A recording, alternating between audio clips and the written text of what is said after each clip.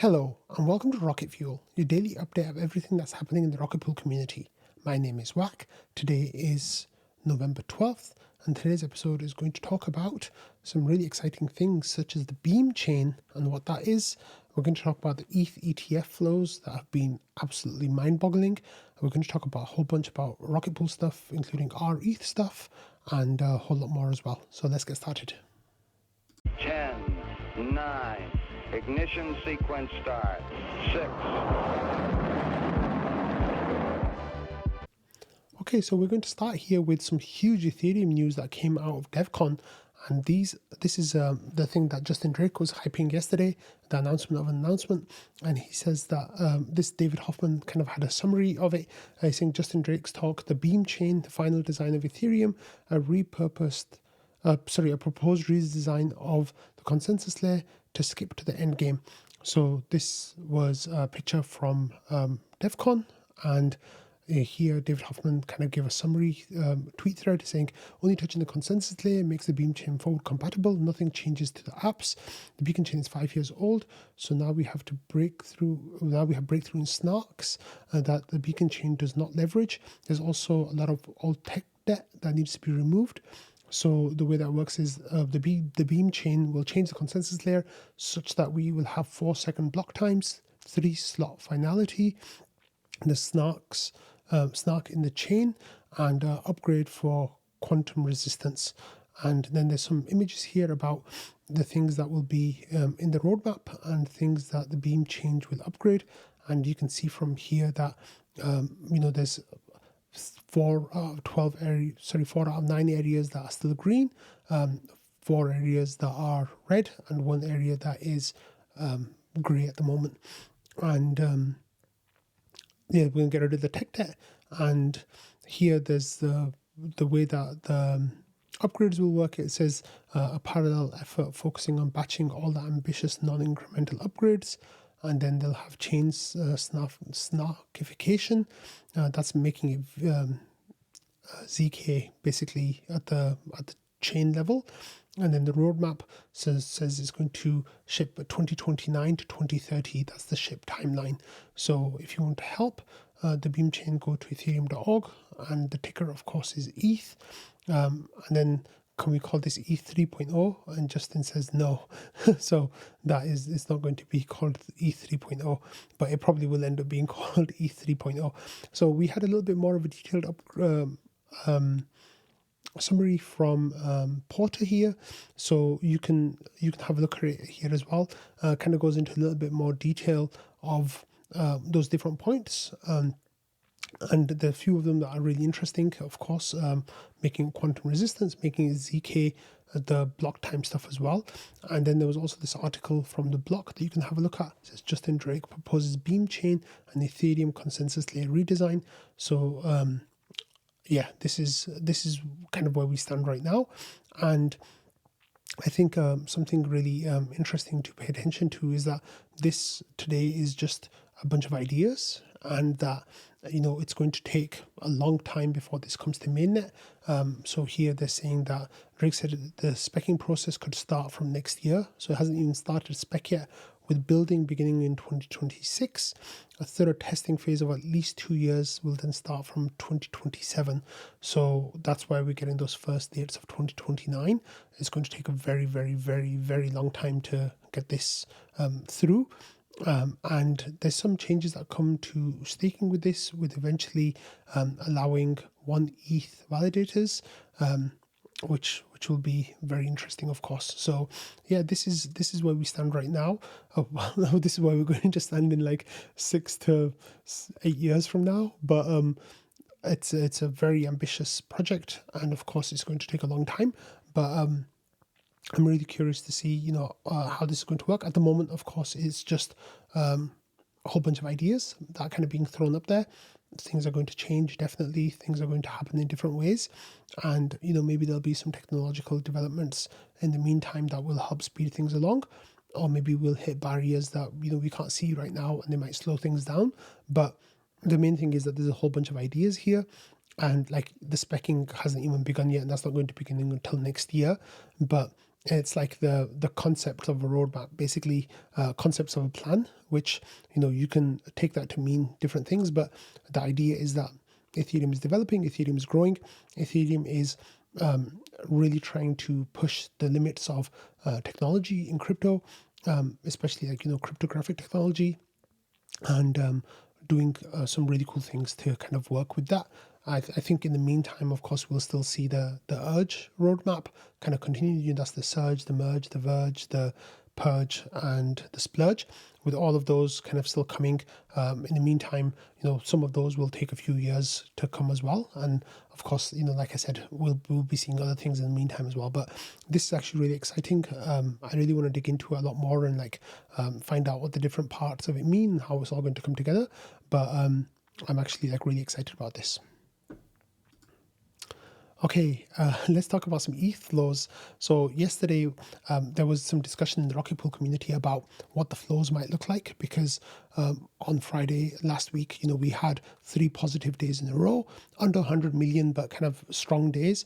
Bitcoin, of course, was going into the billion, $1 billion plus flows per day, which was absolutely incredible. And, it really showed the price action that we witnessed.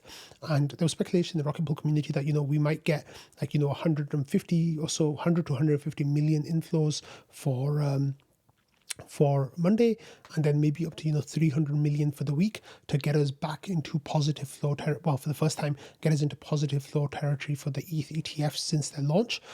Jasper here put this tweet out yesterday saying that so far ETH is almost at parity on flows between Grayscale and Bitwise Invest combined. So GBTC and BTC at the time had 52.4 million, and ETH had 63.3 million. With ETHW, they had 15.6 million, and BitB had 42.7 million. So it says you're underexposed to ETH. And then as we got more data coming in, here we had Fidelity's ETFs between BTC and ETH showing almost parity, like both coming in at around 115 million for ETH, 135 million for BTC.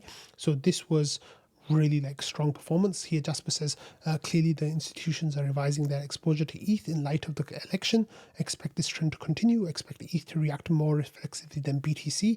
The era of Ethereum is now. So what Jasper is basically saying here is that every dollar that goes into BTC moves the BTC market less than every dollar that goes into ETH.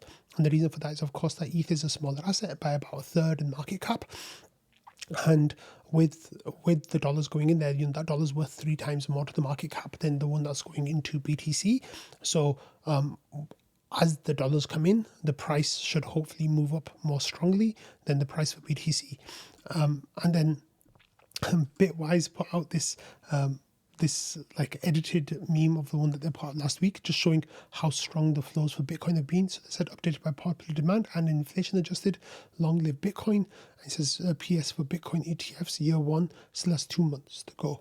So here on year 1 for gold, there was about 3 or 4 million for inflows. For BTC so far, there's been about 28 million for inflows. And then year 2, year 3, year 4, year 5, and year 6 for gold is when it was approaching 30 billion. And, Bitcoin still has a month and a half, 6 weeks to go. And it's bringing in so much money every day that it possibly will be that, in fact, I'm pretty sure that we will overtake gold by the end of the year. For the amount of money it took gold to get 6 years worth of inflows, Bitcoin will have done it in 1 year, basically, which is truly astonishing. Really, really amazing stuff. So let's actually have a look at the flows then. Let's see what we ended up yesterday. So with ETH, you can see over here that we ended up with $295 million of inflows. So that was double my expectations that I had at the beginning of the day yesterday. That came into $63 million into ETH, which is the Grayscale mini fund. We also had 15 million coming into Bitwise. We had 150 million coming into Fidelity, and we had 101 million coming into BlackRock. Now that BlackRock number, I thought it would be a bit higher, but that's $295 million, which means that we were much closer to going above positive flows, but sadly we're still $28.7 million in negative flows right now. Now, what's interesting is if you compare those numbers to BTC, you really see just how incredible BTC's inflows have been recently. So Starting on the 6th, we have $621 million coming in. On the 7th, we had 1.37 billion. On the 8th, we had 293 million. And yesterday, we had $1.11 billion coming into it. So while some of those numbers were similar between ETH and BTC, others were very different, and that's including 65 million dollars coming into the BlackRock ETF for Bitcoin. That's just staggering amounts of money. But I think Jasper's right here is that as the money comes up, ETH will be more reflexive to that. It'll go up more, which will mean that people will want to buy more of it, because there's nothing like the price moving to make the narratives make sense. That's kind of where we're going. So it's really, really, really incredible that we're getting that way. Okay, let's talk about some Rocket Pool news now. And here we have a fork of Liquity that is starting on Arbitrum, and this is a friendly fork of Liquity, so it's called rETH. I'm not sure how to pronounce that, but they're actually starting with rETH as a collateral type. So it says preliminary collateral types that will be accepted in rETH. That's ETH, wrapped ST ETH from Lido, rETH, wrapped ETH, that's from EtherFi, and ARB tokens. It says this is still subject to updates in the coming weeks. And it says so they're going to have their own stability pools and bonding mechanisms and all that kind of stuff that they have. So when that's the question, we'll have different stability pools for each of them, right? That we can deposit in for yield and collateral from the liquidations. It says there will be a single USDN stability pool which will earn yield from vaults and liquidations for all depositors. And then there's just some more questions here. So I think that will be launching soon. I'm not sure, maybe in the next couple of months. And of course, with Liquity, they've got their version 2 coming out, Bold, which should be out, I think, early next year, which is really exciting. So this is another integration for rETH, and it's really great that they're working with rETH from the beginning. Okay, let's talk about this. So we have an issue with rETH's APR right now on the secondary market, and not the APR, but the peg price, and that is because the deposit pool is empty. We've got a queue of validators waiting to get started, and people are selling onto the secondary market, which has caused a depeg to happen. And Jasper, of course, wants this depeg to be fixed, so he says, can we get a bounty to make the ARB come into the smart node so you could get money for it basically from there.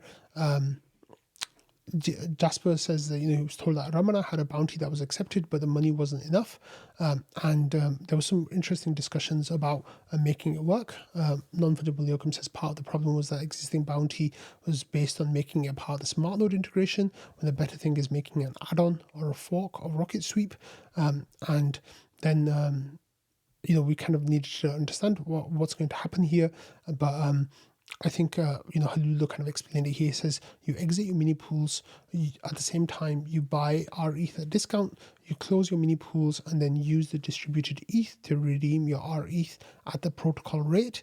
The problem with this is, however, is that the process can take between 27 hours and 10 days, depending on when you're skimming rewards, when it's your time to get skimmed.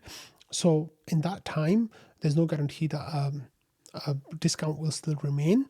So I think it's going to be difficult to, I don't think it'll be too difficult to get the coding for it done. You'll have to have a single block, a single transaction basically, where you buy the rETH and then distribute your rewards, and then burn the rETH into the deposit pool and keep the difference basically.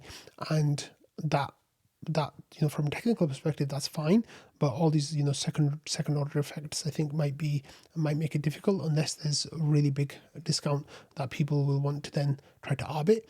I don't think it'll be something that people want to do for less than a certain amount, and I guess that's for the market to decide what that amount is.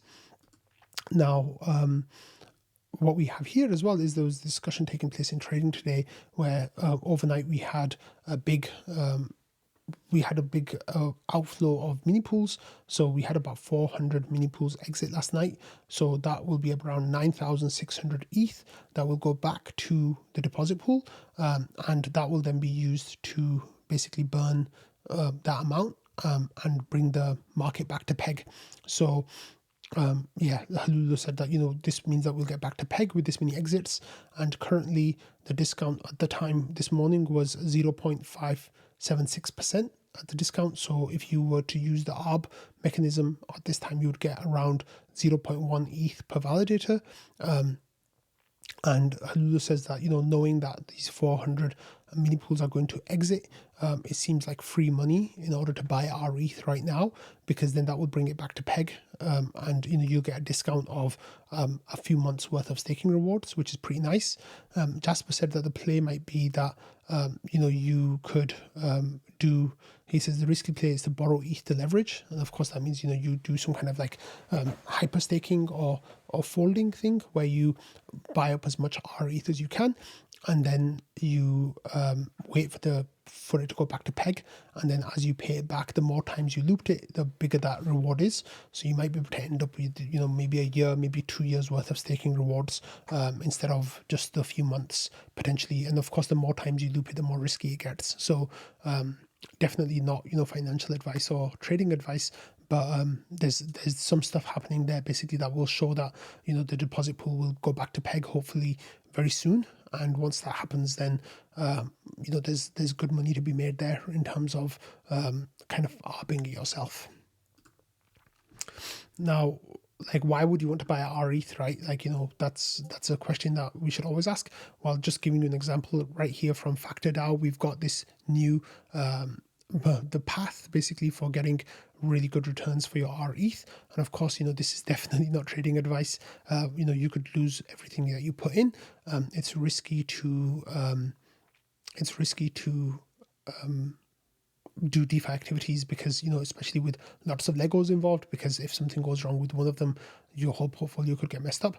But anyway, the FactorDAO kind of explained this mechanism, and they're saying that what you could do is if you swap your ETH for rETH, you get about 3% APR from Rocket Pool, which is nice. Then you will take that rETH and put it into Aave, supply it, and then you will use that to borrow USDC. That's a USDC stablecoin. And then what you do is you swap that to Silo, and then on Silo you lend it to Silo Finance, and you can get a 47% APR revenue share. So what they're saying is basically you can put your crypto to use like this, and you can do really well with it, supposedly. But that 47% APR is some of the best numbers that I've seen for rETH recently. It's not quite the rate you're going to get, because you'll get 3% from your rETH minting that you'll get back eventually, but you're also paying 10% borrow APR. So it'll end up being somewhere around 40% rewards, which of course is an astronomical return. I don't know how long lasting this yield will be, but yeah, there's definitely some interesting DeFi games that you could play out there, and there's the potential for. So that's maybe a use for rETH that you could have. Okay, Hodja once in a while runs this script that he has come up with to show just how much liquidity there is for RPL on the markets, and he uses centralized exchanges but also uses decentralized exchanges to kind of come up with this number. So he says that this is the RPL market depth snapshot for November 12th. So he ran this earlier this morning, like overnight basically. So he says that for the ETH, the price is $3,327, and the RPL price is $11.89. And these are the different order books that he uses. So the centralized exchanges are Binance, Coinbase, Deepcoin, Gate.io, OKX, BitGet, MaxEB, Bybit, and Crypto.com. And for the decentralized exchanges, he uses Uniswap version 3 and Balancer. So he says for the comments, he says that the buy side liquidity is up $1 million in the past 7 days, and that's mainly due to the ETH price rise. The sell side is roughly the same in US dollars, 800 ETH reduction in cumulative sell measured at $60 USD. Depth probably due to ETH price rise. Think of the sell side of the graph stretching to the right. So what we see here is, the ratio where it is right now. And if someone was to sell into, sell their RPL, they could sell basically $2 to $3 million worth for it to all basically be gone from the exchanges out there. That's not to say, of course, people wouldn't be buying at that time, because there likely would be. So that could, mean that there's hidden liquidity there. On the sell side, however, as the price goes up, if you want to get the price up to $60, close to an all-time high price again, you need to buy $6 million worth of RPL, or around 1,800 ETH worth of RPL. Now, that of course is a very large amount, and as with the downwards, there'd be people buying it potentially. With the way up, what would happen is people would come out and start selling. So you'd probably need much more liquidity than that to get to $60. But that's a really interesting chart that Hodja shares once in a while. So thank you for sharing that, Hodja.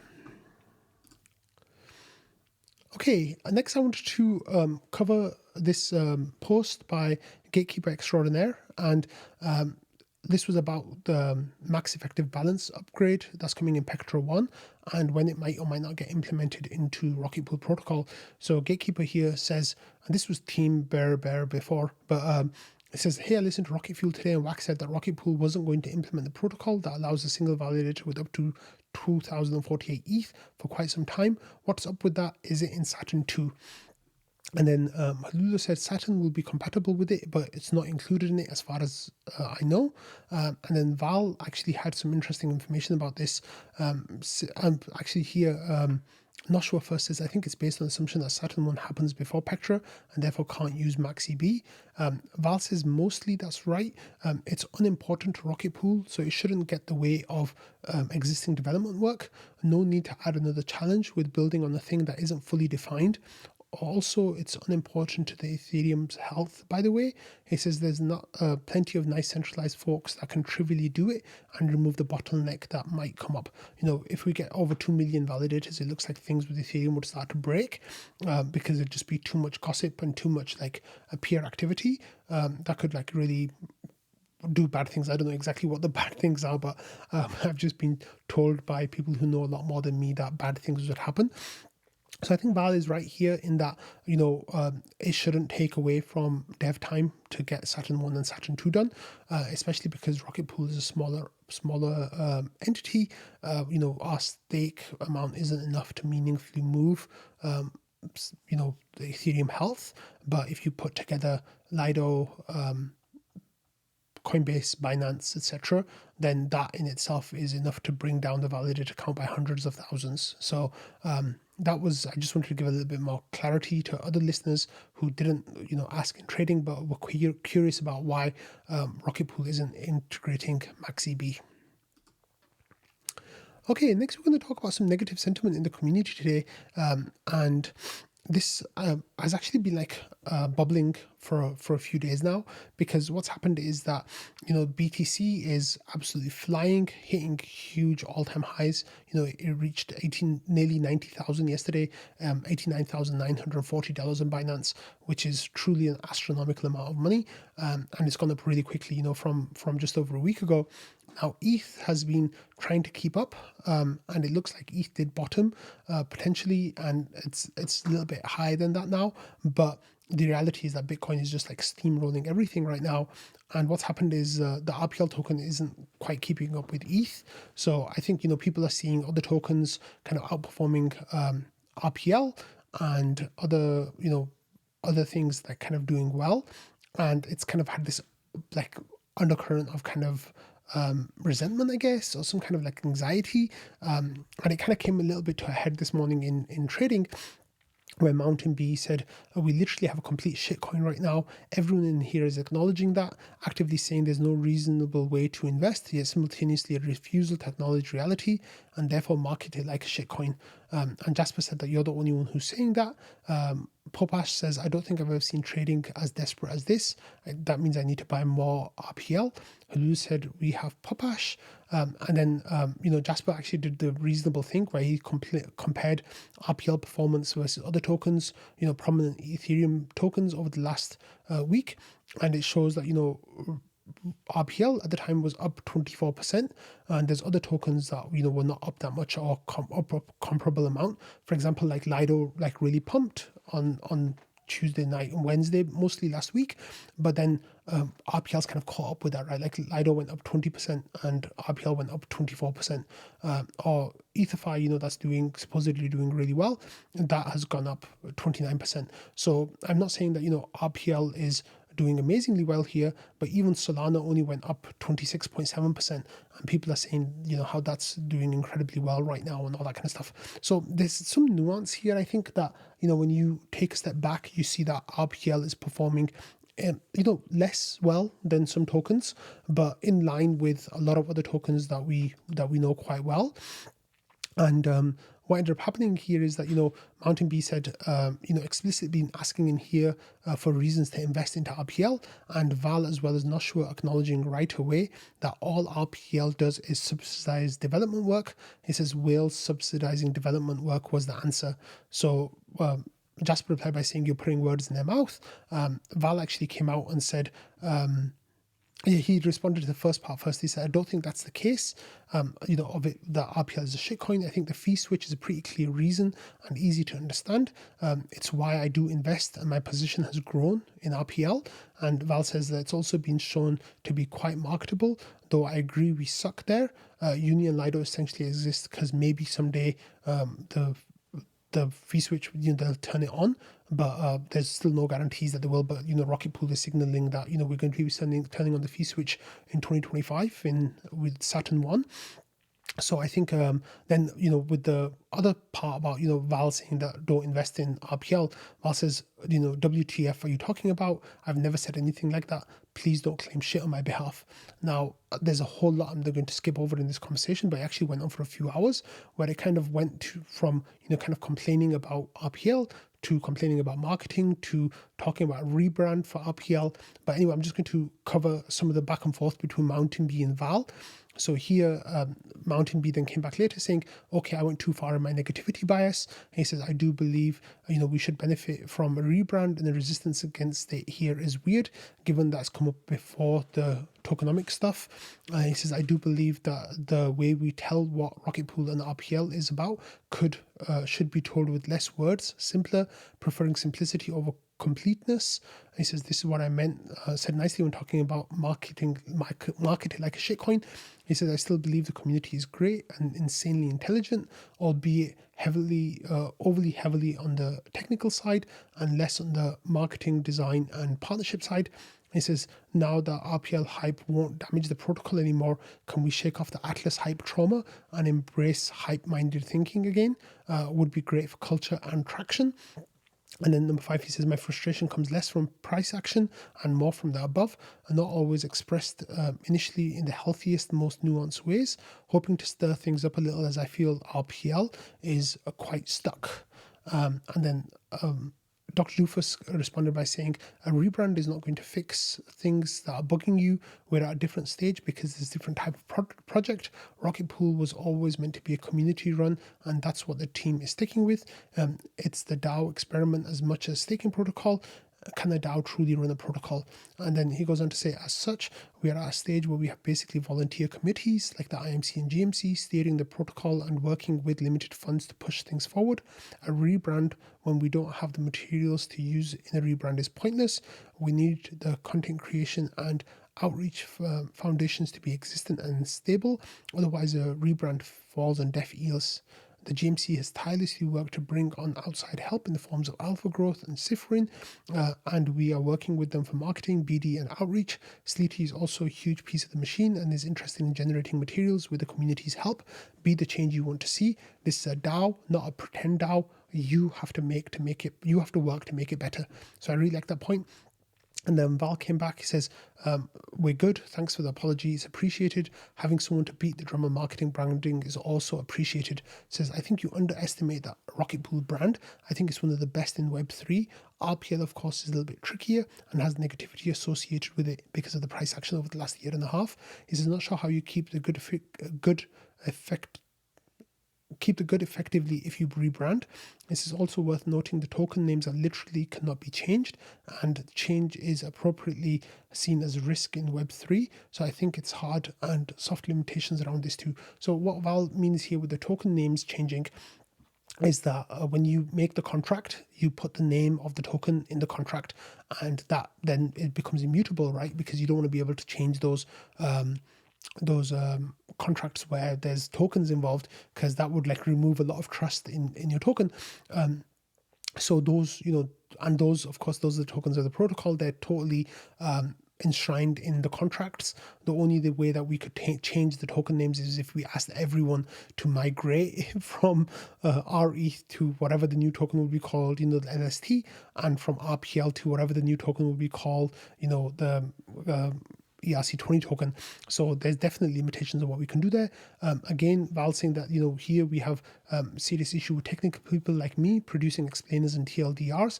He said, for what it's worth, I think it's very simple. At its most basic, what we need to say is that RPL will be getting a share of the pie.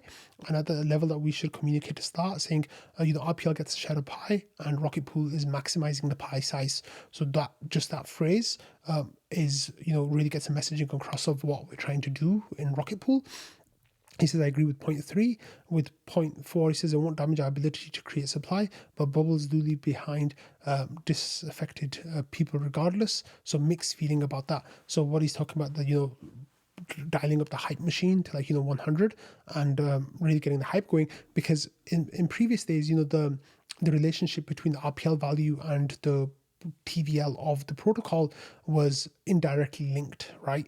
And with Saturn 1, it's going to be directly linked, where RPL stake will basically get rewards based on the TVL for the protocol. So by hyping things up, then and the other thing as well about the hyping things up as well is that, people can come into Rocket Pool now without any RPL. So I feel much less dirty kind of like hyping up Rocket Pool in that regard.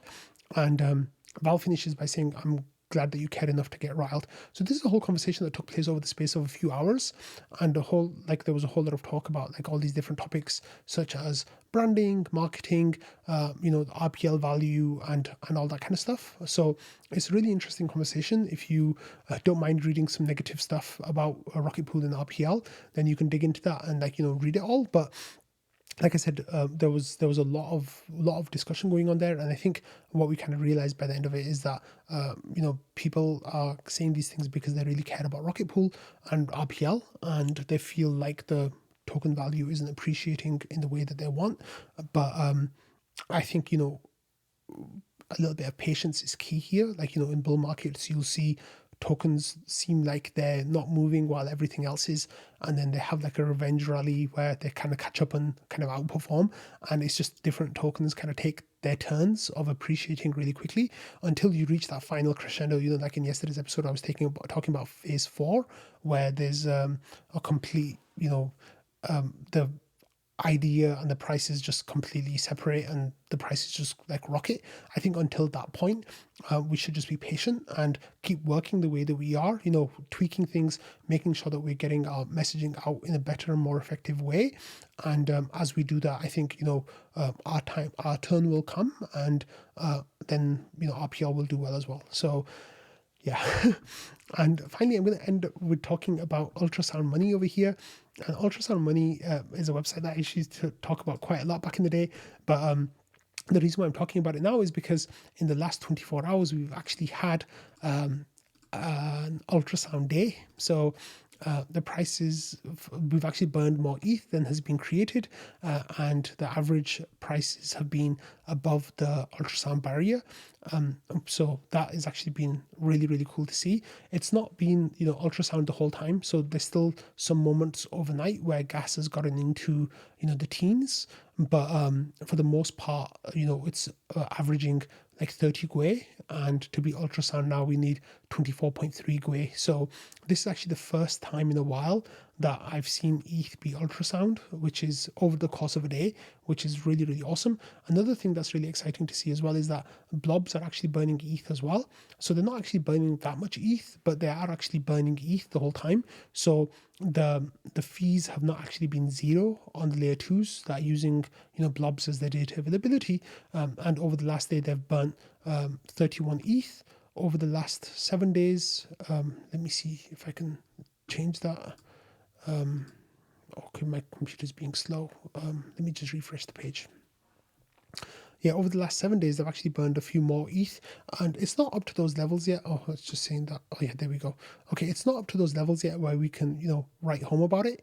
But we burned 70 ETH basically over the last week for blobs, and that's actually really cool to see. But what we'll see, in the coming weeks, at least leading up to Pectra, as activity goes up, then that blob burn is going to go up as well. And it'll start actually being a meaningful number where we're burning, potentially hundreds, if not thousands of ETH a day using blobs, which would actually be nice. It's going to help the layer one burn through the fees as well. So I'm going to be paying close attention to how this burn is going, because I think, once prices go up, once burn is back, then the narrative will shift really quickly, because one of the things that people were kind of valuing ETH on was this mechanism of value accrual or burning the income that the protocol generates, and for the fact that we weren't burning as much as we were minting until this week. Basically, people I think were undervaluing ETH and thinking the burn was never going to come back. But not only I think is the burn going to come back, but I think the burn is going to be really, really strong going forwards. So yeah, I think that's going to be definitely one to keep an eye on for layer one burn, and also blobs, and seeing how they're doing. But anyway, on that note, I'm going to end today's episode. So thank you all for watching, listening, and being part of the Rocket Fuel community. I hope you're doing well out there in Rocket Pool land, and I'll see you all tomorrow. Bye.